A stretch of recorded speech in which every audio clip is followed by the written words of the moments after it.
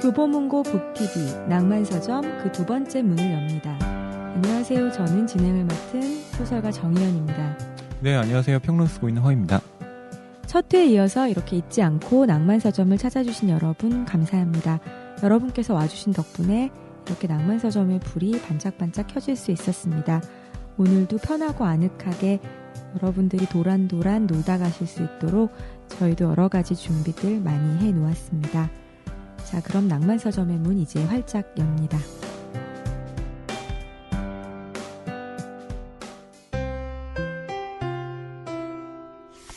우선 작가님 어제 네? 녹음하시기 전에 제가 트위터를 잠깐 봤는데 새벽까지 못 주무시고 계시더라고요. 아, 네. 방송의 녹음 부담감이 전날. 좀 심하신 거 아니에요? 네. 꼭 방송의 부담감 때문은 아니고요. 제가 요즘에 약간의 네네.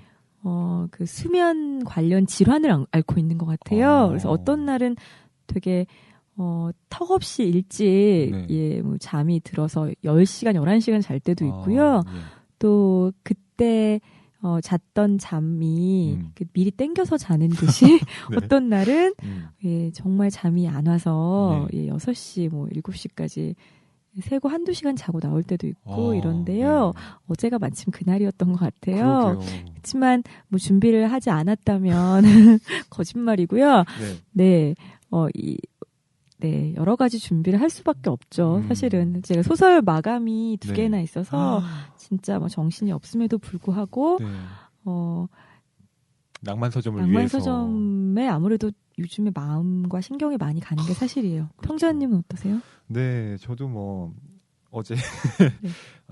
비슷하게 네. 작가님하고 제가 그 시간에 작가님의 진짜요? 트위터를 봤다는 얘기네. 네. 저도 그 시간에 깨어 있었다는 얘기죠. 네. 상당히 부담감이 심하고요. 나름대로 네. 이것저것 행사도 좀 하고 그쵸. 네, 네. 방송도 좀 했었는데 낭만서점에 이렇게 패널로 참여하게 됐을 때 우선 작가님이 계시잖아요. 작가님의 어떤 그 명성에 누가 되지 않아야 되겠다라는 부담감이 우선 굉장히 커요. 그래서 막 어제도 자다가 갑자기 깨가지고 막 적었어요. 머릿속에서 내일 이 얘기를 해야겠다. 그 자다가가 원래 네. 그 계획되지 않은 시간에 잠깐 잠이 들어버리신 거죠? 네네, 그렇죠. 네. 그래서 지금 맞아요. 저 알아요. 네, 입에 혓바늘이 엄청나게 어떡해요. 돋아있어요. 우리 지금. 마치 고3 공부 안 하는 고3 같은 생활을 하고 있는 것 같아요. 평소 공부 안 했던 고3? 네. 이게 혓바늘이 돋는 원인이 네. 제일 큰 1위가 스트레스라고 하더라고요. 맞아요. 면역력이 네. 떨어지니까. 맞아요. 제가 괜히 장염에 걸렸겠어요. 스트레스성 그러니까. 장염인 것 같아요. 네. 낭만서점이 독자분들 혹은 청취자분들을 위해서는 참 네. 좋은 방송이지만 준비하는 저희로서는 죽을 것 같아요. 네. 근데 청취자분들이 들으시고 너희 열심히 준비했다는데 그거니? 이러실까봐 또 되게 두렵기도 하네요. 낭만서점은 네. 작가님께서는 굳이 24시간의 시간대로 따진다면 몇 시에 방송이라고 생각을 하세요? 자정 이후의 방송이 아닌가요? 새벽에? 네. 새벽 조용히 듣는? 새벽 2시의 느낌? 그 정도를 생각하고 네. 계시는군요. 저희 피디님도 계시지만, 네네. 그리고 이걸 이 모든 것을 제공해 주시는 교보문고도 계시지만, 네. 저는 솔직히 말씀드리면, 이렇게 솔직하게 말해도 되나요? 네네. 이러면서 말 다 하죠. 제가 하지 말라 그래도 하실 네네네. 거잖아요. 네. 하지 말라면 안 할게요. 아니에요. 네. 하세요. 근데 저는 사실은 이 팟캐스트가 그 순위가 나오잖아요. 팟캐스트에. 나오죠. 뭐 그럴 리도 별로 없겠지만 압도적인 1위가 되고 막 사람들이 그거 들었어? 이렇게 되지는 않았으면 좋겠어요. 왜요? 그냥 그게 새벽 2시는 그런 시간은 아니잖아요. 그냥 네. 우리끼리 조용히 속닥속닥 우리끼리만 아는 근데 우리라는 그 범위는 조금씩 넓어지고 확장되어 가면 좋겠지만 네. 그냥 어떤 내밀함을 좀 시청률 25%, 네. 30% 이런 게 되는 일일 연속극은 아니었으면 좋겠다는 그런 소박한 바람이 있습니다. 떡줄 사람은 생각하지도 않는데 혼자 막 이러네요. 그렇지만 너무 시청률 1%에 그것도 그러면 또 계속 할 수는 없지만 그래도 심야 방송도 혹은 심야 뭐 식당도 단골이 있으면 망하진 않잖아요. 그렇죠. 네. 네.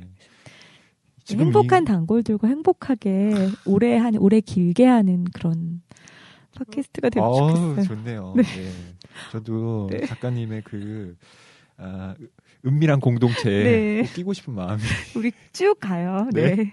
비밀스럽게. 네. 네. 죄송합니다. 교보문고. 네.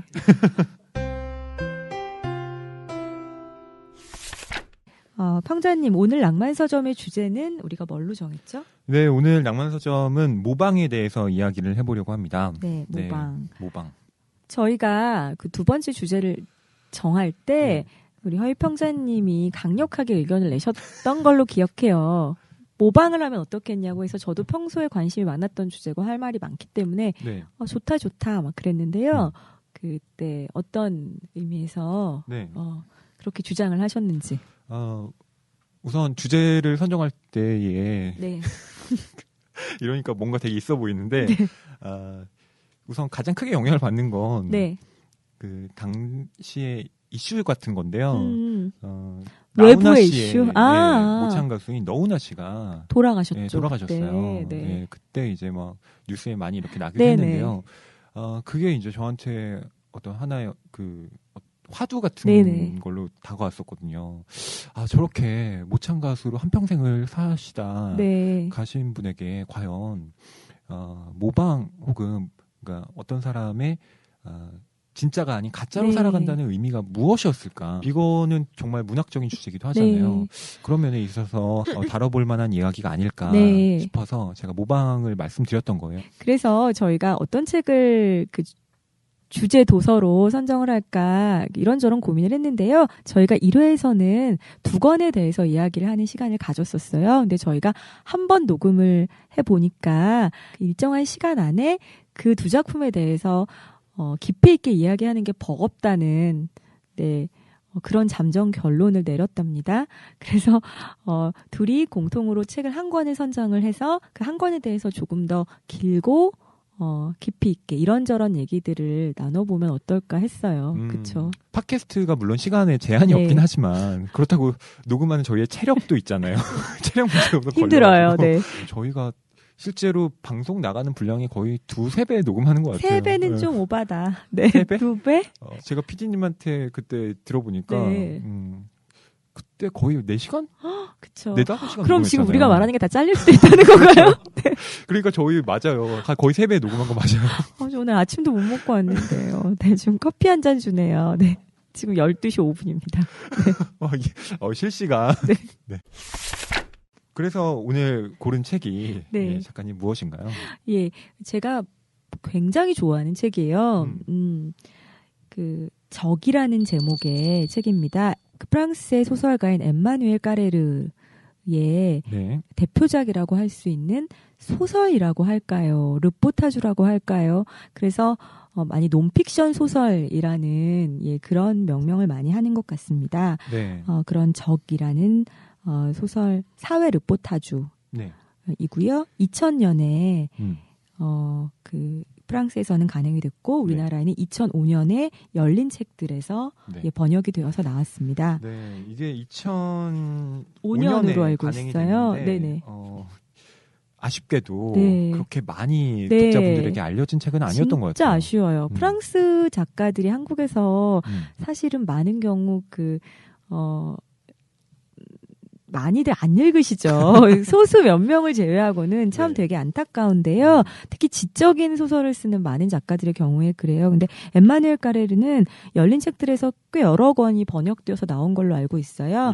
뭐 콧수염이나 겨울아이 같은 그런 경장편, 짧은 중편이라고 할까 경장편이라고 할까 그런 소설들 쭉 있는데요. 읽어보시면 아주 사소한 데서 출발을 해요. 항상. 그리고 평온해 보이는 그런 삶이 나오는데 그런 삶의 이면을 굉장히 조금씩 아주 조용히 허물어뜨려 가요. 그래서 뒤에 가면 정말 이렇게 아주 냉정한 킬러가 사람을 샥 하고 죽였는데 소리 소문 없이 샥 죽이고 그 세계가 파괴되잖아요. 그런 느낌을 주는 겨울아이라는 그 제목이 굉장히 이 사람의 소설 세계와 맞아떨어지는 그런 서늘하면서 집요한 작가입니다.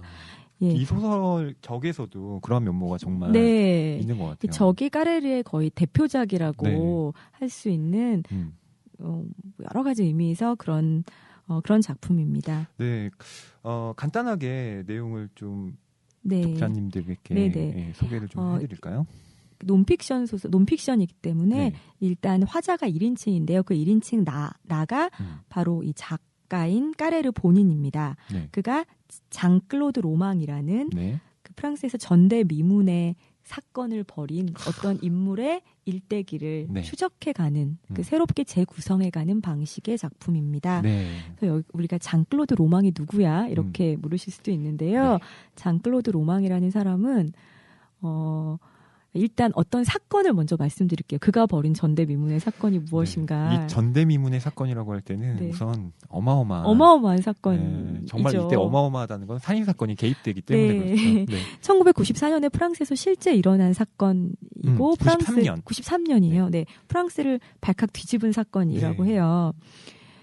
어떤 집에서 그러니까 제네바 그 스위스 제네바 근처에 있는 프랑스의 되게 뭐 고위 공무원이나 뭐 중산층 이상의 사람들이 모여 사는 어떤 부촌 네. 마을에서 화재가 일어납니다. 그래서 처음에 단순 화재 사건인 줄 알고 경찰이 출동했더니 거기에 아이 2명을 포함한 네. 그 부인과 남편이 죽어 있죠. 근데 남편을 제외한 부인과 아이 2명은 총상을 입고 맞아요. 그 화재가 나기 전에 이미 누군가에 의해 살해당한 상태였죠. 네.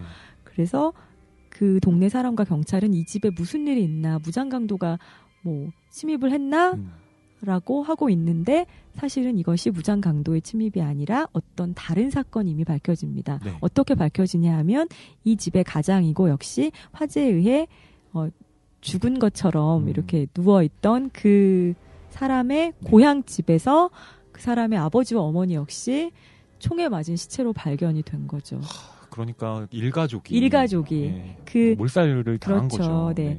장클로드 로망이라는 사람을 중심으로 네. 그의 부모, 그의 아내 그리고 그의 7살, 5살인 어린 아이들 모두 다 총에 맞은 시체로 발견이 된 거고 누가 이랬느냐를 추적을 해봤을 때 바로 범인은 여러분이 생각하시는 바로 그 사람 장클로드 로망. 네. 누군가의 아버지이자 남편이자 아들인 바로 그 사람이 그 사건을 벌였다는 그 사건입니다. 그렇죠. 일반적으로 생각했을 때는 도저히 일어날 수 없는 사건이라는 그쵸. 생각도 들어요. 어떻게 자신의 가족, 그러니까 피부치를 그렇게 다 모두 무참하게 다, 살해할 수 있을까?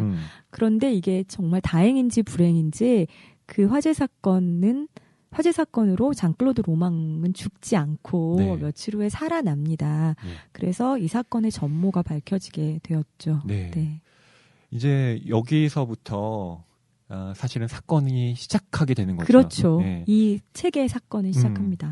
그러니까 보통 일반적인 소설들이 이런 살인으로 그 가기까지의 과정을 처음부터 시작해서 쭉 보여준다면 이 소설은 좀 특이한 것이 이미 처음부터 결말을 다 얘기해 주는 거예요. 그 다음부터 이제 그 과거를 향해서 소급해 들어가는 그런 방식으로 쓰여진 작품이죠. 네. 그렇지만 다 읽어보면 이거 우리가 결론이라고 생각했던 그것이 결론이 아니라 그 뒤에 무언가가 또 이어진다는 것. 장클로드 로망의 생애는 이어진다는 그런 이야기이기도 하고요. 그래서 이 사람 주변 사람들에게 장클로드 로망이 어떤 사람이냐라고 경찰이 물어봤을 때요. 20년 동안 그의 절친인 그 이웃에 사는 류크라는 남자가 나오는데요. 류크가 그때 되게 친한 친구고 20년 동안 의대의 동창이었고 걔는 의대를 나와서 그 WHO죠. 세계보건기구에 서 근무하는 굉장히 훌륭한 연구원이다. 그리고 되게 좋은 가장이었고 우리의 좋은 친구였다. 걔가 그럴 리가 없다라고 그 주변 사람들을 다 멘붕에 빠뜨립니다. 근데 그가 누구였죠? 예, 실제로 의대에 다닌 적이 있긴 하죠. 2학년 20살에 까지 다녔다가 진급 시험에 실패하게 됩니다. 그래서 의대에서는 이제 제적을 당하게 되고요. 하지만 여차저차 의대에 계속 남아 있습니다. 수업을 계속 2학년으로 등록을 하면서 12년 동안 혼자서는 계속 2학년에 머물러 있고 친구들은 계속 그 과정을 다 거쳐서 졸업을 할 동안 그렇죠. 이 친구들은 얘도 같이 자기랑 같이 졸업하는 줄 알고 같이 수련을 받았는 줄 알고 네. 졸업을 하는 뭐 그렇게 맞습니다. 예. 그렇게 친구들을 주변 사람들을 부모를 조금씩 속이면서 장클로드 로망이라는 그 사람의 내면이 진실과 거짓 사이에서 거짓 쪽으로 조금씩 예. 붙어갑니다. 네, 그래서 이 작품은 모방에 대한 얘기이기도 하고요. 네. 또 한 가지는 비밀과 거짓말에 대한 얘기이기도 해요. 맞아요. 네. 네. 그래서 어떤 작가가 실제 비극적인 사건을 다룬다는 네. 점이 있어서는 저는 이 작품을 읽으면서 떠올렸던 건 그 무라카미 하루키의 언더그라운드라는 작품을 떠올렸어요. 네. 하루키가 정말 유명한 소설가지만 그 언더그라운드라는 르뽀를 썼다는 것이 당대에 좀 굉장히 좀 뭐라고 할까요? 좀 신기하게 받아들여지기도 했던 거죠. 그 오음진리교 테러 사건이라는 끔찍한 사건을 소설가가 소설로 쓰지 않을까 했는데 하루키는 놀랍게도 어떤 인터뷰의 형식을 빈 논픽션으로 썼던 거죠. 훌륭한 논픽션이었다고 생각해요. 네, 그리고 정말, 하루키를 우리가 생각하는 그 어떤 하루키 생각하는 그런 이미지가 있잖아요. 뭐 하루키스러운 이미지, 하루키는 그렇죠. 하루키인. 근데 그것을 좀 넘어서 하루키를 우리가 다른 방식으로 저런 작가였구나라고 다시 보게 하는 그런 또 작품이었다고 생각해요. 네, 그러니까 하루키에게 있어서 그 사건과 그다음에 언더그라운드라는 책이 가진 의미가 어떤 개인적인 세계에서 사회적인 영역으로 좀 발을 넓히는 그런 식의 어떤 하나의 전환점이 된 그런 작품이었던 것 같기도 하고요. 그런 면에서 이 적이라는 작품은 소설의 형식과 또 어떤 르뽀의 형식이 가미된 그런 형식이죠. 네. 완전한 르뽀라고 보기도 좀 어려운 것 같아요. 이 적은. 그렇죠. 근데 저는 이런 실제 사건을 르포타주와 그 소설을 섞어서 쓰는 얘가 대표적인 예가 트루먼 카포티의 인콜드 블러드 냉혈한이라고 번역된 인콜드 블러드인 것 같아요. 예, 카포티의 정말 대표작인데요. 1959년에 캔자스시티에서 어떤 끔찍한 가족들이 다 몰살당하는 사건이 일어났거든요. 근데 그것이 신문에 되게 작게 실렸는데 그리고 범인도 잡혔어요. 금방. 그 떠돌이 청년 2명이었는데 그 뉴욕에 살고 있던 우리 카포티가 그걸 보고 거기 달려가죠. 그래서 과연 그 사건 뒤에 무엇이 있는지를 뭐 범인과 또 피해자들의 주변 인터뷰를 비롯해서 6년, 5년, 6년 동안 굉장히 치밀하게 따라다니고 취재를 해서 인콜드 블러드라는 정말 엄청난 아마 그 카포티의 인콜드 블러드가 어떤 논픽션 소설의 원조랄까요? 그런 격이에요. 근데 이게 사실은 작가에게 독일 수도 있고 약일 수도 있는 작품이었는데요. 분명히 인콜드 블러드는 굉장히 큰 성공을 거두었고 카포티를 어떤 세계적인 중요한 작가의 반열에 올려놓았지만 그 안에서 카포티라는 개인은 굉장히 복합적이고 힘든 나날을 보냈거든요. 특히 그 범인 2명이 되게 젊은 떠돌이였는데 그 중에 한 명이 그 카포티가 자기 분신이라고 생각하는 스미스 페리라는 인물이 있었어요. 그래서 그 스미스 페리와 카포티가 인터뷰와 인터뷰인데 둘이 굉장히 가까워진 거예요. 그래서 소문으로는 둘 다 남성이지만 우정을 넘어 애정이다. 그런 또 루머가 있었군요. 예, 그렇죠. 그래서 카포티의 일생을 다룬 카포티라는 영화에서 꽤 자세하게 묘사가 되는데 이 스미스 페리가 곡기를 끊었을 때는 우리 그 카포티가 진짜 죽을 떠먹여 줄 정도로 그렇게 둘이 각별한 사이고 이 스미스 페리가 카포티에게만 마음을 열고 이렇게 했대요. 그래서 정말 어떻게 보면 좋은 논픽션이 완성이 될 수 있었던 거죠. 범인은 그 범인의 마음을 이 사람에게 마음을 털어놓고 이야기를 하니까. 근데 중요한 건 이들이 사형을 구형을 받아서 언젠가는 사형이 될 건데 이 작품이 훌륭하게 독자 대중들 앞에서 짠 하고 이렇게 되려면 결정적 순간에 사형이 집행이 되어야 그렇죠. 극적인 작품은 요소가, 끝날 수 있는 거죠. 그런데 사형은 계속 미루어지고 카포티는 계속 힘이 드는 거예요. 난 이거 빨리 카포티가 좀 이렇게 변덕도 심하고 그런 사람이거든요. 그래서 좀 털어내버리고 싶은데 완성은 안 되고 그다음에 가장 중요하게 왜 너 그때 그랬니? 그 말은 이 스미스 페리는 하지 않고 그래서 마지막에 이 스미스 페리가 나 사형 좀 안 당하도록 너가 도와달라고 했는데 그걸 지켜주지 못해요. 그리고 어떻게 보면 사형을 당하도록 조금 방조까지는 아니지만 네 그렇게 사랑하는 사람을 자기 손으로 그렇게 떠나 보내고 어쩌면 카포티는 세상에 이 작품을 논픽션이라고 드러내고 되게 명성을 얻었지만 그 다음에 이 인콜드 블러드 이후에 그는 어떤 작품도 쓸 수 없었어요. 완성할 수 없었어요. 네. 그래서 정말 저는 이 논픽션이라는 걸 쓰는 게 작가한테는 되게 여러 가지 방식에서 갈림길이 될 수 있는 어떤 선택이라는 생각이 들어요. 어떤 작품이 작가에게 압도적인 뭐라고 할까요?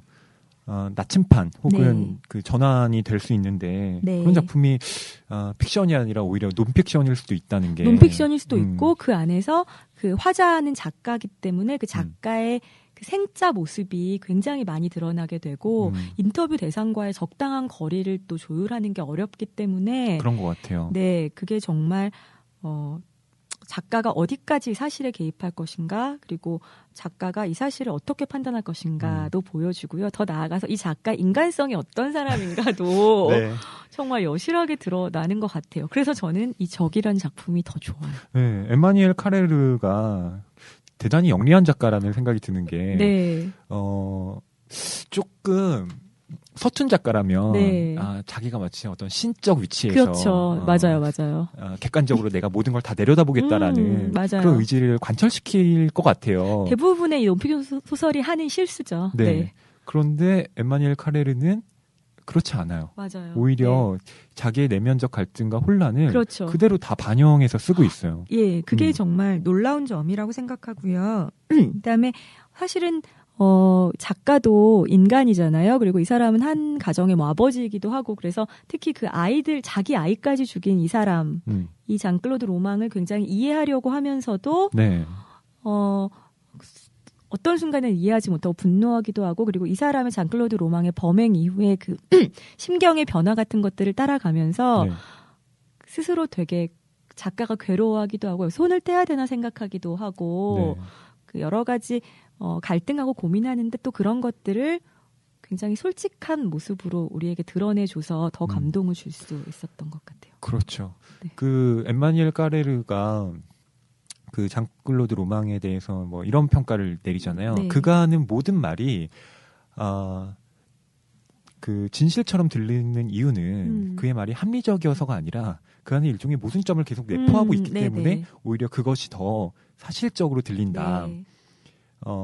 근데 저는 이 서술이 에마니엘 카레르 본인의 어떤 작품하고도 똑같은 것 같아요. 똑같이 이제 연결되는 것 같거든요. 네. 오히려 그런 혼란들을 다 보여주기 때문에 맞아요. 이 작품이 진짜 논픽션 같은 거예요. 예. 그래서 이 작가가 정말 잘 썼구나. 네. 이렇게밖에 말할 수 없는. 저는 항상 그러니까 이 작품을 읽으면서 들었던 생각은 그러니까 자기를 연기한다는 것. 그러니까 일종의 이중생활을 이 장클로드 로망이 거듭해서 네. 정말 거의 20년 가까이 이 생활을 지속한 거잖아요. 그것이 본인에게도 정말 많은 스트레스였을 텐데 완벽하게 그것을 수행하고 결국에 이제 그것이 들통나게 될 위험에 처했을 때 네. 모든 것을 파국으로 몰아가는 네. 그런 식의 선택을 했던 건데요. 다 죽이는 선택. 네. 그러니까 일종의 이렇게 웃으면서 할 얘기는 아니지만 이렇게 자기를 연기하는 혹은 그 WHO의 뭐 연구원으로서 아주 능력을 인정받고 그다음에 뭐 두 아이의 아버지로서 또 뭐 아름다운 여성의 남편으로서 뭐 이렇게 애인도 있었어요. 네. 이런 식으로 이렇게 이상적 자아를 하나 상정해 놓고 끊임없이 자기를 그 안에 대입시켜서 살아가려고 했었던. 그래서 저희가 이 모방이라는 주제하고 이 책을 연결시켰던 거잖아요. 생각해보니까 정말 저희 잘 연결시켰다는 생각이 드는데요. 네. 저는 장클로드 로망이 왜 마지막에 그런 선택을 했을까가 뭐 같이 생각할 수밖에 없는데 장클로드 로망은 20년 동안 그러니까 한 번에 이 경력을 만든 것이 아니라 거짓말이 계속 거짓말을 낳은 거죠. 그러니까 20년 동안 되게 차곡차곡 경력을 위조해 왔고 그래서 이 사람은 그 의사 장클로드 로망이라는 그 프로그램에 최적화되도록 자기를 계속 만든 거예요. 네. 아무도 출장 가냐고 묻지도 않았는데 되게 때가 되면 나 출장 다녀올게라고 말하고 예, 공항까지 정말로 가서 공항 앞에 근처에 있는 호텔에 들어가서 예, 뭐 동경에 간다 그러면 뭐 동경에 관한 브로셔를 보면서 동경을 연구하고 3일 후에 집에 돌아와서 공항에서 샀어 이러면서 선물도 주고 아무도 갔다 왔냐고 묻지도 않았는데 그리고 동경의 날씨는 어땠어라고 뭐 말해주고 이렇게 합니다. 순간순간 작은 거짓말들을 했고 그것들이 점점 밀가루 반죽처럼 커져 갔던 거죠. 그리고 그게 더 이상 굴리기가 불가능하게 커졌을 때 경제적인 여러 가지 문제들이 겹쳤죠. 왜냐하면 월급을 받아오고 중산층 이상의 그 생활을 계속 20년 동안 유지해 왔는데 아무도 월급을 주는 곳은 없었으니까 예, 그런 것들이 이렇게 한순간 뻥 터져 버린 건데요. 네. 사실 그 작가가 가장 궁금해한 부분도 거기에 그쵸, 있었어요. 네. 돈이 어디서 나왔을까? 네. 어떻게 이 중산층의 삶을 뭐 한 18년 가까이 유지할 수 있었을까? 네. 근데 전부 가족들의 돈을 뜯어먹은 거죠. 뜯어먹었다고 하니까 참 그런데요. 사실은 이게 되게 아이러니한 부분이에요. 그러니까 우리 그 장클로드 로망이라는 사람이 그 20년 동안 무언가 자기의 그 정체성을 완전히 위조해서 다른 사람을 살았다는 말은 되게 어떻게 보면 낭만적으로 들리고 우리가 인간적인 연민을 느낄 수 있는 구석이 있는데 이 사람이 그 생활을 유지하기 위해서 결국 한 일은 사기였거든요. 그렇죠. 그러니까 되게 그것도 늙으신 부모님의 연금 내가 뭐 고금리로 맡아줄게요. 이렇게 해서 그걸 다 부서 쓰고. 그러니까 친가 본인의 어떤 친가의 부모님의 돈과 처가 돈을 전부 다 끌어오랬잖아요. 네네.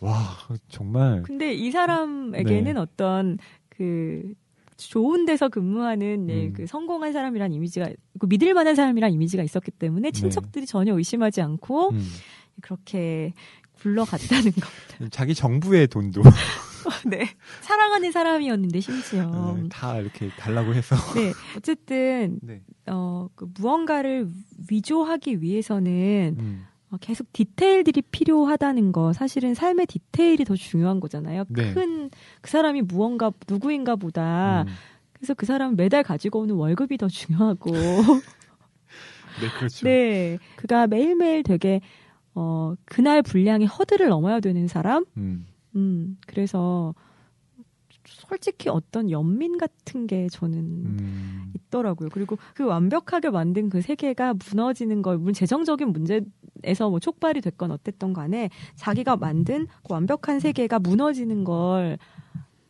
받아들일 수 없었을 것 같아요.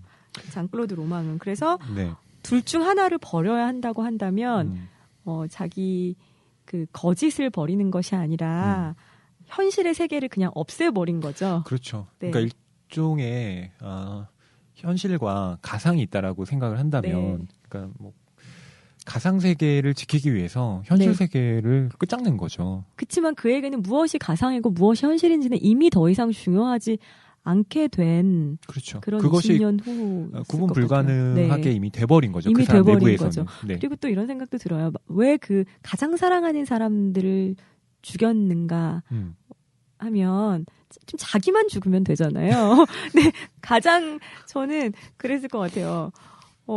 그 사람들이 너무 사랑하기 때문에 너무 사랑하는 사람들이기 때문에 그 사람들에게 진실을 알게 하고 싶지 않았을 것 같아요. 그래서 그 사람들이 만약에 자기가 죽고 나면 맞닥뜨려야 하는 현실이 있잖아요. 그 현실의 어떤 괴로움에서부터 그들을 어쩌면 구원해주는 방식이 그들을 죽이는 거라고 그 순간에 그런 생각을 한 건 아닐까요?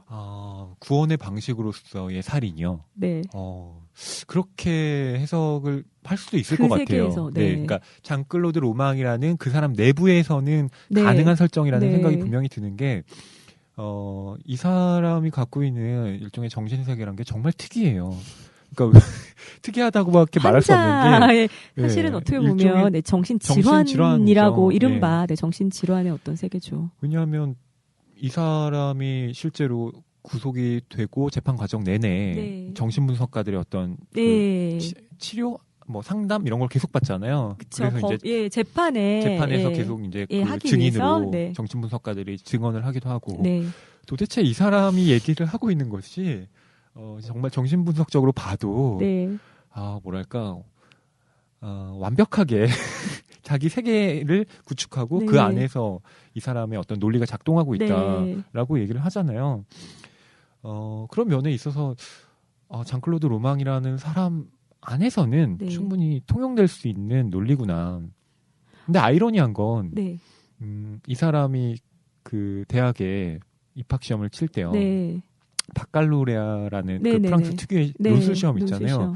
그때 기억나요. 네. 장클로드 로망이 선택했던 주제가 바로 진실이란 존재하는가. 그에게는 그것이 그 어떤 내면 밑바닥에서 그를 내리누르는 어떤 평생의 물음표였나 봐요. 네. 네.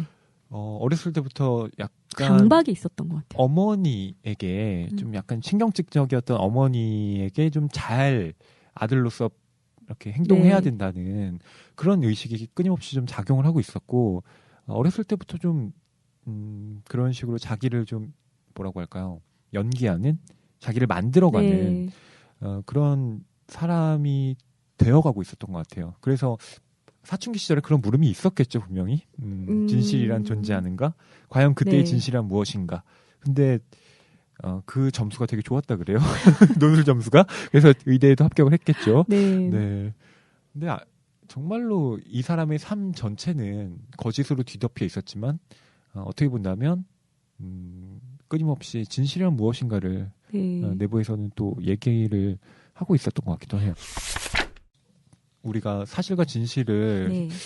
일상적으로는 같은 층위에서 놓고 네. 이야기를 하지만 사실은 문학적으로 그럼요. 본다면 정말 다르죠. 다른 다르죠. 얘기잖아요. 네. 그러니까 사실이라는 게 정말 신문 기사에 나는 팩트, 정말 한 줄로 딱 네. 뭐 장클로드 로망이라는 사람이 프랑스에서 1993년에 네. 일가족을 살해했다. 이것이 하나의 사실이라면 그 사람은 몇십 년 동안 거짓말로 다 속여왔다. 그렇죠. 네. 재판 과정에서 드러나는 그렇죠. 혹은 뭐 이렇게 판결로 나는 그것이 사실의 영역에 속한다면 네. 진실의 영역은 그걸로는 해명될 수가 없는 것이잖아요. 그렇죠. 정말 많은 여백들이 존재하고 공백들이 있는데 네. 그것을 무엇으로 우리가 말할 수 있을 것인가라고 했을 때 필요한 것이 어떤 문학이 문학이죠. 아닌가. 네. 작가님 방금 눈빛이 반짝하시면서 문학이죠. 이렇게 얘기하셨는데 저의 경우를 예를 들면 저는 신문 중독 어린이였어요. 어렸을 때. 신문. 네. 그래서 제가 이런 논픽션이나 르포타주에 굉장히 더 매력을 느끼는 게 거의 글을 읽으면서부터 신문을 봤는데 특히 사회면 매니아였어요. 10살짜리 애가. 그래서 제가 제 세대에 비해서 한자를 되게 많이 알고 좋아하는 편인데 뭐 그런 강통 이런 걸 다 아버지한테 일일이 물어볼 수가 없잖아요. 그러니까 범죄 용어를 유추해서 네 특이한 좋기도 하고 폭력 사실. 이런 것들 다 저는 그렇게 사회면이 좋더라고요. 그리고 80년대 사회면은 지금과 사뭇 달라요. 그래서 지금도 사실 잠 안 오는 밤에 그 네이버에 그 옛날 뉴스 다시 읽기 이런 것들이 있어요.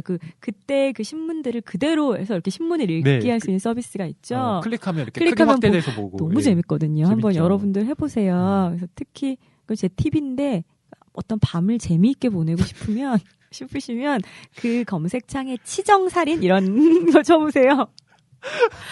50년대부터 뭐 53년에 김순희 씨를 사랑한 뭐 박철수 씨와 뭐 이도리 씨가 둘이 이렇게 칼부림을 하다가 철수 씨가 도리 씨를 우물에 유기하는 사건 뭐 이런 게 있어요. 근데 그러면 옛날에는 그 3명의 사진이 다 나요. 사진까지 공개가 됐죠. 사진은커녕 그 순희 씨도 사실 어떻게 보면 피해자잖아요. 네. 예뻤을 뿐인데 그냥. 근데 순희 씨가 어떻게 살아왔으며 순희 씨의 아버지는 몇 명이며 아버지가 뭐 2명이었다는 둥. 그다음에 뭐 4살짜리 동생의 이름까지. 정말 당시에 기자들도 집요해요. 70년대까지 거의 그랬던 것 같아요. 네. 인권이라는 개념 자체가 없어요. 그래서 이렇게 해도 되나 싶기도 하고요. 또 더 재밌는 건 후속 보도가 계속돼요. 그래서 우리가 이 순희 이런 이름으로 순희 우물 뭐 이런 검색어로 검색을 해보면 뭐 6월 달에 뭐 어떻게 무기징역을 구형받았고 뭐 그래서 뭐 10년 살다가 나왔고 이런 게 계속 검색이 되는 그래서 특히 근데 저는 그 틈에서 무언가를 발견해내는 것 그 틈에서 그 순희 씨의 동생은 아무 잘못도 없는 순돌군이 경상북도에 사는 순돌군 4세가 나왔잖아요. 네. 문학은 그 팩트로부터 4세 순돌군의 삶은 그 다음에 어떻게 변했는지 누나가 이런 사건에 연루되어 네. 그 고향 마을에서 이 집안이 이렇게 이런 개망신을 당하고 이렇게 됐을 때 그 아무 잘못 없고 그냥 동네에서 놀고 있었던 순돌군은 그래서 어떻게 살았을까. 네. 순돌군이 바로 문학의 주인공, 소설의 주인공이 될 수 있는 거죠. 그렇죠. 그래서 너무 재미있어요. 그러니까 작가님께서는 이미 사회면을 네. 볼 때 10살 시절에 네. 그런 면을 좀 많이 보셨군요. 대단하시네요. 범인 맨날 맞추고 맞기도 하고 막 그래요. 명탐정 추리하고 아직도 저는 그때 명탐정 네 코난이었던 것 같아요. 그때 그 사건들이 되게 생생하게 다 기억이 나고요. 네. 언젠가는 뭐 소설로 쓸 수 있을까 없을까 저도 잘 모르겠어요. 재밌네요. 그러니까 이런 비극적인 사건과 맞닥뜨렸을 때 작가가 네. 가장 크게 대면하는 문제 중에 하나가 어떤 윤리의 문제잖아요. 네, 윤리의 문제죠. 내가 바로. 이 얘기를 했을 때 네. 정말 상처받는 사람들이 생기지 않을까. 네. 혹은 그 상처받는 사람들이 나 자신이 될 수도 있는 거잖아요. 결국은. 네, 그래서 비난을, 사회적 비난을 한 몸에 받을 수도 있죠. 네. 그 이후의 작품을 쓰지 못하게 되는. 때문에. 네. 네. 그래서, 하루키 같은 경우에 인터뷰 형식을 취한 것도. 네. 객관성을 담보하고 자기는 빠지고자 하는. 자기의 방어 기제일 수도 있다는 그렇죠? 생각도 네. 들어요. 엠마누엘 까레르도 그것 때문에 계속 고민을 한 것 같아요. 그러니까 네. 제가 되게 인상적이어서 예. 적어온 부분이 있는데요. 네. 처음에 장클로드에게 그가 나는 너에게 관심이 있다라고 편지를 보내는데 네. 그 편지가 되게 인상적이었고 그의 어떤 태도를 집약해서 보여주는 것 같아요. 네. 가능하다면 저는 무슨 일이 일어났는지를 이해하고 싶고 그걸 책으로 써내고 싶습니다. 물론 책은 선생님의 재판 후에나 나올 수 있을 것입니다. 일을 시작하기 전에 어떤 감정이 선생님에게 그런 일을 하도록 부추겼는지 알아내는 일이 저에겐 아주 중요합니다. 이해관계, 증오심, 무관심. 만약 증오심이라면 저는 분명 제 계획을 포기할 것입니다. 선생님이 한 일은 제가 보기에 평범한 범죄가 아니라 자신을 넘어서는 어떤 힘에 의해 마지막 지점까지 내몰린 사람의 행위입니다. 그리고 제가 책으로 드러내고 싶은 것이 바로 그 끔찍한 힘입니다. 제 편지에 어떤 반응을 보이시든 선생님이 큰 용기를 가지시기를 바라며 저의 깊은 연민을 믿어주시기 바랍니다. 그러니까 이 사람을 너를 변호해 주겠다는 감언 이설도 아니고 네. 너는 인간이고 나도 인간인데 너를 뒤흔든 그 끔찍한 힘에 대해서 나는 알고 싶다라는 솔직한 고백이죠. 네, 그러니까 에마뉘엘 까레르가 그 장클로드 로망을 사로잡았던 네. 일종의 알 수 없는 그 힘 같은 것에 네. 매혹을 느꼈던 것 같아요. 네. 그래서 그것을 한번 규명해 보겠다. 물론 그것을 확신할 수는 없지만 어떻게든 그쵸? 내가 한번 해보겠다라는 그쵸? 마음으로 편지를 보냈던 네. 것 같아요.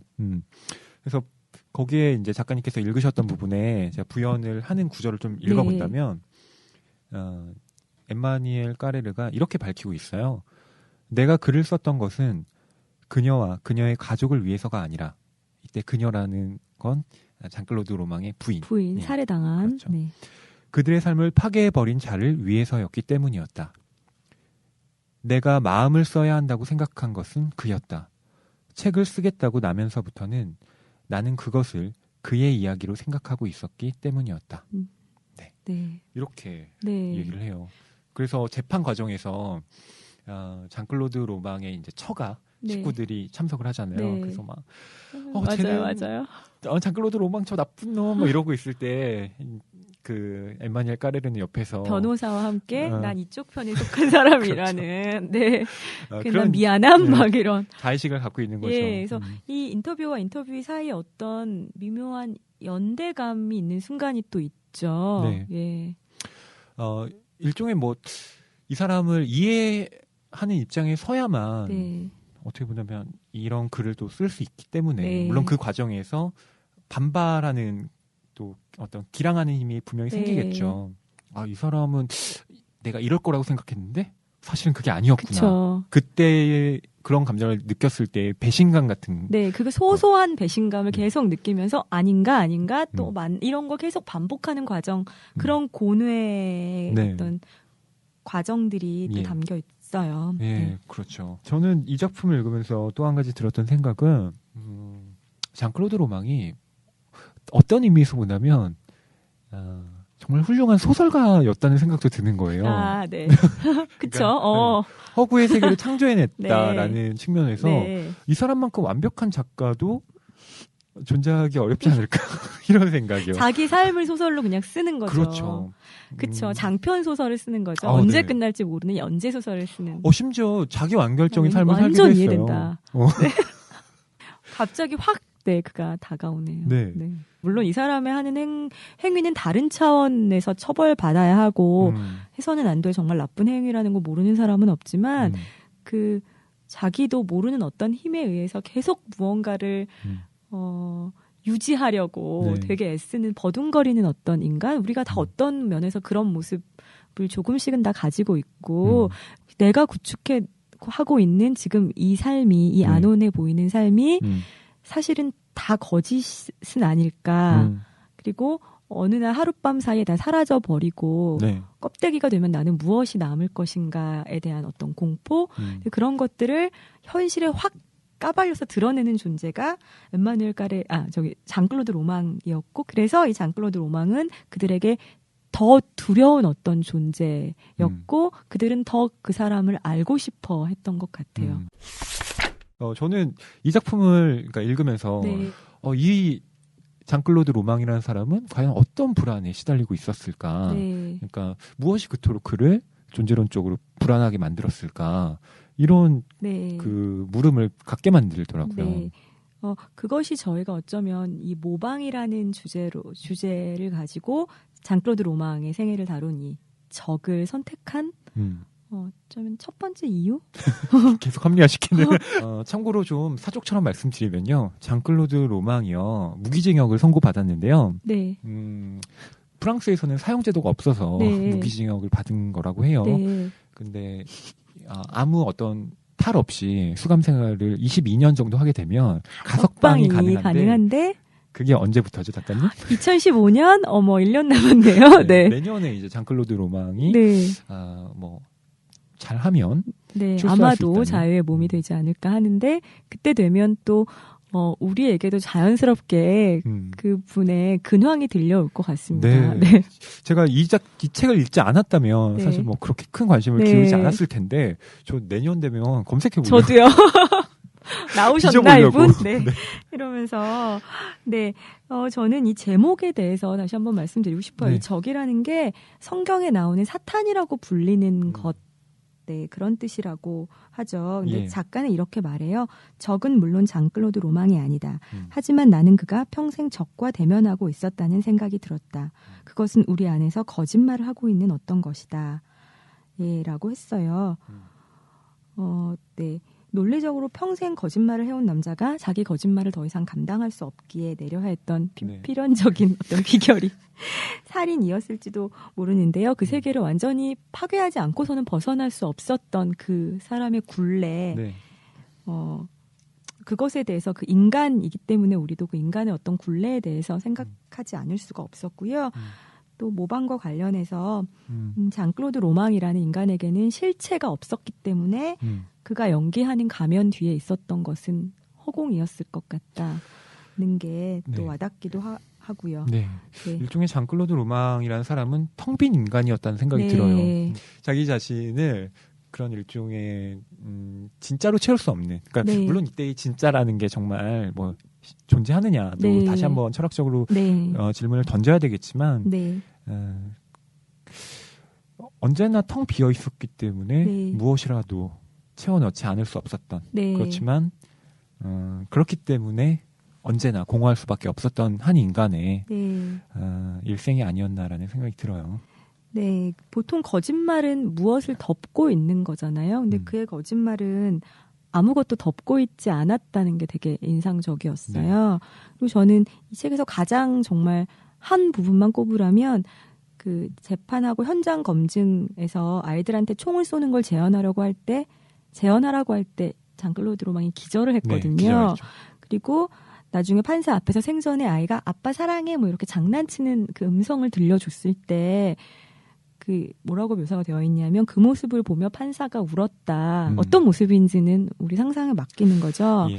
그 후로 그는 마음을 찢어놓으면서도 동시에 위로를 주는 녹음기의 그 아이의 목소리를 반복해서 들었다라고 해요. 그러니까 이 안에 인간이 얼마나 극렬하게 모순적인 존재인지, 네, 그것이 자기의 마음을 당연히 찢어놓고 정말 각 죄책감이라고 말할 수 없는 어떤 그런 심정이면서도 그것이 자기에게 재판을 받는 자기에게 위로를 주는 네. 그 기이한 어떤 것, 근데 이런 모습들이 문학만이 보여줄 수 있는 네, 그런 틈을 포착한 것 같아요. 네, 네. 그렇죠. 그래서 아마 이 방송을 들으신 많은 분들이 엠마누엘 까레르의 적이라는 책을 다시 한번 찾게 되지 않을까 네. 저는 그런 생각이 들고요. 무엇보다 적 말고도 네. 이것과 관련된 네. 저희가 아까 많은 얘기들을 했잖아요. 뭐 인국 폴드브러드 얘기도 했고 언더그라운드 얘기도 했죠. 네. 이런 책들도 한번 참고해서 보시면 네. 훨씬 더 좀 풍부한 논의를 할 수 있지 않을까 싶어요. 네, 그렇습니다. 네.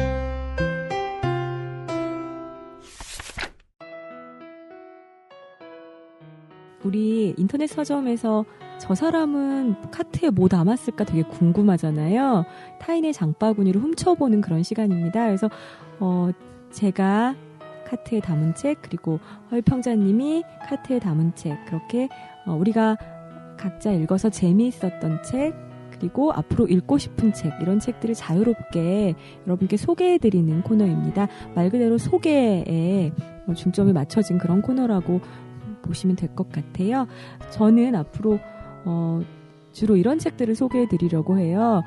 좀 널리 알려지지는 않은 작은 출판사에서 출판이 되었고 상대적으로 좀 홍보도 덜 되어서 그 서점 진열대 앞에서는 되게 찾아보기 어렵지만 그렇지만 정말 좋은 책들. 무엇이 좋은 책이냐고 물으신다면 네, 앞으로 제가 소개해드리는 그런 목록을 보시면 저 사람은 이런 책을 좋은 책이라고 생각하는구나를 되게 자연스럽게 아실 수 있을 것 같아요. 일종의 묻혀있는 보석 찾기 같은. 그렇죠. 네. 그래서 오늘은 먼저 2권의 책을 준비했습니다. 첫 번째 책은 클이라는 출판사에서 나온 책이에요. 우린 잘 있어요, 마석이라는 책입니다. 네. 네. 저는 사실 들어본 적이 없습니다. 대부분 아마 그러실 거예요. 네. 근데 마석 가구공단은 혹시 아시나요? 굉장히 큰 가구공단인데요. 예, 들어봤습니다. 네네. 예. 그 마석 가구공단에 이주 노동자분들이 되게 많으세요. 뭐 방글라데시라든지 필리핀, 뭐 이런 네팔 이런 데서 온 분들이 그 가구를 만드는 일을 많이 하시거든요. 아무래도 한국 그 노동자들이 좀 기피하는 일이라고 하니까요. 네. 그래서 그분들이 거기에 어떤 타운을 형성하고 네. 거기서 사세요. 네. 그 마을에 들어가서 작가가 정말 그분들의 일상을 세밀하게 관찰해서 쓴 일종의 재미있는 르포입니다. 네, 예. 굉장히 재미있어요. 세밀한 일상 기록기라고 생각하시면 될 것 같은데요. 이들은 일단 어떤 집에서 사는지 네. 그리고 하루 세끼 뭘 먹고 사는지 한국식으로 드시는지 아니면 본인들의 고향 음식을 드시는지 네, 그리고 예. 휴일에는 뭘 하면서 끼리끼리 시간을 보내시는지 또 여기 타지에 왔는데 또 사랑할 거 아니에요. 네. 그래서 누구랑 사랑하고 어떻게 연애하고 또 어떻게 이별하는지 한국인들과 연애하진 않는지 뭐 이런 여러 가지 얘기들이 있고요. 네.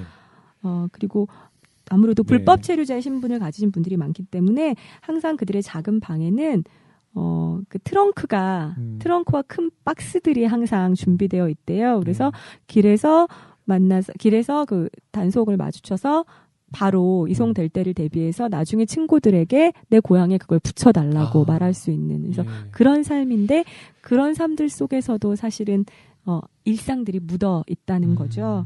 그래서 폭로도 아니고 고발도 아니고요. 말 그대로 사람들의 아주 소소한 일상들 그런 이야기들이 들어 있습니다.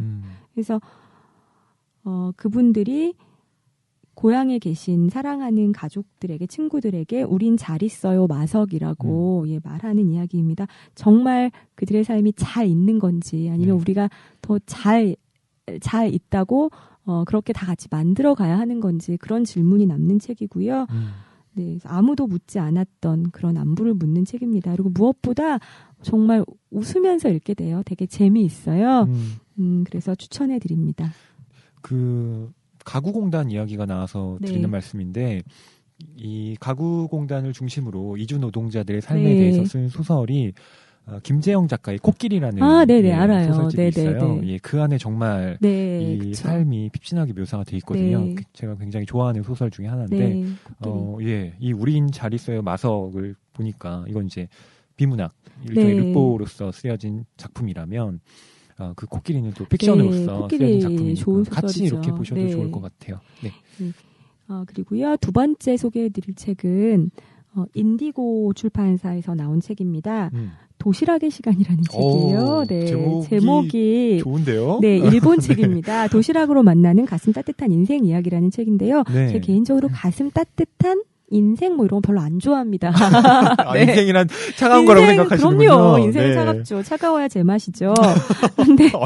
그런데 인생은 뭐 따뜻하지 않지만 도시락은 따뜻해도 좋지 않을까? 도시락이라면 우리 한 끼 점심이라면 그런 또 마음에서 본다면 정말 고개를 끄덕여지게 하는 정말 재미있는 책입니다. 그래서 그 일본의 아나라는 항공사가 있잖아요. 그 항공사의 기내지에 그 한 달에 한 번 연재되었던 그런 이야기들을 모은 책인데요. 첫 번째 딱 펼치시면 도시락 뚜껑 좀 열어봐도 될까요?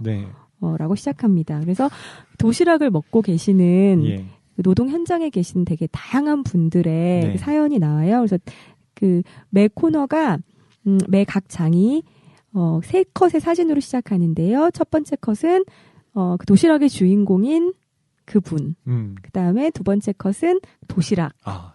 이분은 김에만 주먹밥을 가지고 오셨네요. 그 다음에 세 번째는 그 도시락을 맛있게 들고 계시는 그분의 그 사진입니다. 그 세 컷이 얘기하는데요. 첫 번째 소개되는 분은 배꼽시계를 재우는 8년짜리 주먹밥이라고 8년 동안 똑같은 주먹밥을 싸가지고 다니신데요.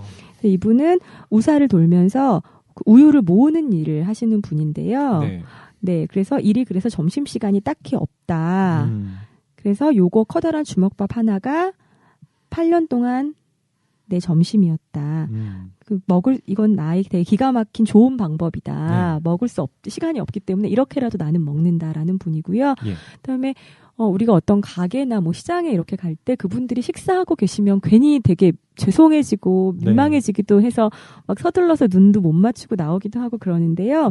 그렇게 그분들은 언제 식사하실까?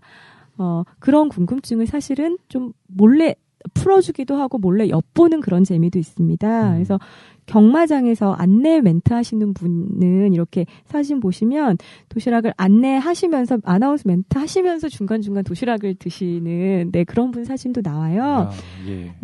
근데 이 책을 그래서 읽다 보면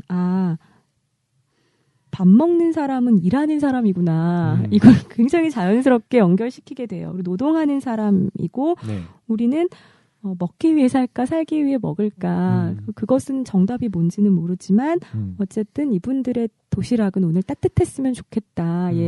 화장실에서 도시락을 드시는 분은 없었으면 좋겠다. 몰래 화장실을 청소하신다고 해서 화장실에서 도시락을 먹는 분은 없으면 좋겠다. 그런 생각이 저절로 듭니다. 그래서 사람에 대해서 일하는 사람에 대해서 생각하게 하는 그 두 권의 책 들고 왔습니다. 좋네요. 제가 네카트에 담은 책으로 준비한 책은 제가 아직 읽지는 않은 책입니다. 그래도 됩니다. 저는 원래 읽지 않은 책을 카트에 넣기 때문에 살려고 넣은 거거든요. 저는 카트에 담았던 책, 그다음에 평자님은 카트에 담은 책. 아니, 저는 뭐 담았던 책도 있고 담을 책도 다 골고루 소개하겠습니다. 설마 담았다 뺀 책? 뭐 그런 것도 위시리스트에 있는 위시리스트. 책. 우선 첫 번째는 도서출판 강에서 출간이 된 강. 좋은 책 많이 나오는 출판사죠. 그렇습니다. 거기서 김원우 작가님이 쓰신 부부의 초상이라는 저랑 같은 주에 나왔던 책입니다. 김원우 작가님은 김원일 작가님과 형제이십니다. 네, 마당 깊은 집으로 많이 독자분들이 아시는. 네, 저는 예전에 김원일 그 작가님의 소설의 그 해설을 한번 쓴 적이 있어서 사석에서 뵌 적이 있었는데 그때 이제 김원우 작가님도 같이 한번 뵀었어요. 그때는 이제 이 부부의 추상이 나오기 전이었는데 그때 이제 김원우 술자리셨나요? 술자리였습니다. 네. 술을 못 하는데. 네. 두 형제분들은 아주 좋으신 제가 술 좋아하시는 뭐 술도 좋아하시지만 개인적으로는 인상 깊었던 참 존경하는 그런 작가분들이셨는데요. 그래서 이제 돌풍 전후가 2년 반 전에 나왔었는데 이후에 이제 새롭게 나온 이 신작 장편입니다. 여기에는 이제 그 여러 가지 이제 비밀들이 사실은 좀 겹쳐 있는 소설들이라고 볼 수가 있는데요. 여기에 그 배경이 되는 곳이 언론사입니다. 그래서 이 언론사의 어떤 치부 같은 것도 사실은 여기에 되게 많이 녹아 있다고 하고요. 또 김원우 작가님의 이제 특징이라고 할 수 있는 어떤 만연체의 문장, 또 사투리 같은 것들이 이 소설에 많이 들어있다라고 하는데 그런 것들이 좀 궁금해서 이번 기회에 한번 읽어보자라는 생각으로 담았습니다. 네, 저도 한번 읽어보겠습니다. 네, 예, 두 번째는요, 제가 존 더닝의 책 사냥꾼의 죽음이라는 책을 선택했는데요. 예, 이 책은 그 웅진 출판사 인프린트 계열이죠. 예, 곰에서 나온 책입니다. 예. 곰에서 요새 좋은 책들 많이 나오더라고요. 네. 곰에서 그 대표님이 아마 김도원 대표의 소설가예요. 아무래도 그러다 보니까 이제 작품 선정하시는 그런 시각이 확실히 다른가요? 다른 면이 있는 것 같아요. 앨리스 말로 책도 나왔던데. 네. 이렇게 이제 그런 좋은 책들을 알려주신다는 의미에서 저는 이제 곰의 책들을 상당히 또 좋아하기도 하는데요. 뭐 특색이 있는 것 같아요, 진짜. 이 작품 같은 경우는 이제 존 더닝이 아주 오랜만에 그 발표한 책이라고 합니다. 그러니까 말하자면 이 1992년에 발표된 책이었는데 우리나라에 이제 번역이 좀 늦게 되긴 했죠. 근데 워낙 그 명성은 익히 들어온 그렇다고 그런 합니다. 책이죠. 그래서 원래 이제 존 더닝이 절필을 선언을 했다고 해요, 이 작가가. 그런 다음에 이제 중고 희귀도서 전문 서점을 운영하고 있는 상태였지만 워낙 이제 글쓰기에 대한 그 갈망을 포기할 수 없어서 다시 쓰게 됐어요. 직업도 중고 희귀도서 전문점. 그래서 심지어 이 내용도 비슷해요. 그래서 이 줄거리 자체가 어느 책 사냥꾼의 살인으로부터 시작을 한다고 하거든요.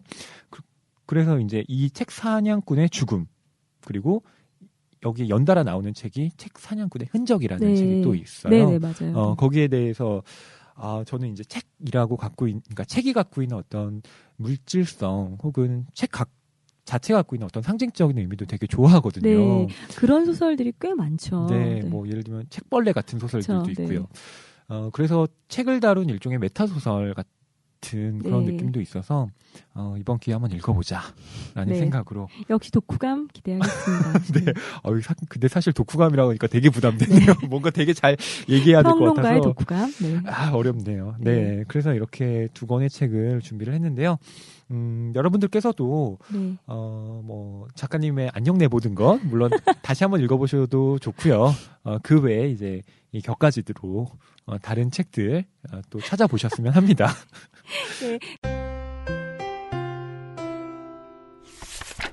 정희연이 고른 첫 문장. 매번 첫 번째 트랙에서는 제가 어떤 책의 첫 번째 문장을 읽어드리는 그런 코너가 있는데요. 오늘 읽어드릴 문장은 이 첫 문장을 읽어드리면 우리 두 번째 트랙의 스포일러가 되는 그런 문제가 일어납니다. 문제인 동시에 광고이기도 한데요. 저는 광고라고 생각해요. 읽어드릴게요. 짧습니다. 이것은 브루스 리, 이소룡에 대한 이야기가 아니다. 무슨 책의 첫 문장인지 아시겠나요, 평전님? 저는 제목에서 이미 느껴지네요. 어떤 분의 작품일지. 브루스 리에 대한 이야기가 아니다라고 말합니다. 정말 그런지 아닌지. 정확히 얘기한다면 브루스 리가 아니라 친척에 관련된 얘기죠. 그 다음 문장도 내친김에 읽어드리겠습니다. 네. 물론 나의 삼촌이 브루스리라는 얘기는 더더욱 아니다. 네. 그 다음에 정말 재미있는 서사가 이어집니다. 네. 정말 이 소설 한번 손에 들면 잘 못 놓겠어요, 정말로. 빨리 읽히죠. 가독성 최고. 수불석권이라는 말은 이 책에 네. 들어맞는 얘기인 것 같아요. 네. 저희 오늘 모방이라는 주제로 이야기를 나눠봤는데요. 한국의 최근에 나온 소설 중에서 이만큼 또 모방이라는 주제를 바로 적나라하게 적나라하게 이상하다. 모방이라는 주제를 이렇게 잘 드러내는 이런 소설 찾아봤더니 공통적으로 바로 이거. 저희 네. 둘이 정말 이구동성으로 얘기했죠. 네, 왜냐하면 첫 문장부터 이러니까요. 그래서 네. 나의 삼촌 브루스리 천명관 작가님의 네, 최근작입니다. 네. 그래서 여기에는 그 평생 브루스리를 흠모해서 그를 모방하며 따라하며 그처럼 살고 싶었던 우리 어설픈 슬픈 삼촌에 대한 이야기입니다. 네. 네, 소설에 대한 더 자세한 이야기 그리고 그분이 들려주시는 네, 모방에 대한 이야기 네, 저희 두 번째 트랙에서 만나볼게요. 네, 다음 주에 업데이트 됩니다. 기대해 주세요.